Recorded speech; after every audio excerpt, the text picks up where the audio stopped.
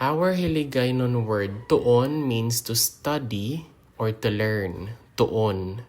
Tuon. Nagatuon siya sang Hiligaynon. It means he or she is studying Hiligaynon. Nagatuon siya sang Hiligaynon. Nagatuon pa kami sang leksyon. We are still learning the lesson. So leksyon is lesson. Pa, it means still. And then kami is we. So nagatuon pa kami sang leksyon. Tun-an mo ang mga procedures sing maayo. So you will learn the procedures well. So tuon means to study. Procedures, in English, it's an English word. And then the Hiligaynon word maayo means well. So tun-an mo ang mga procedures sing maayo. Dapat ka magtuon kada gabi. It means you should study every night. Tuon means to study.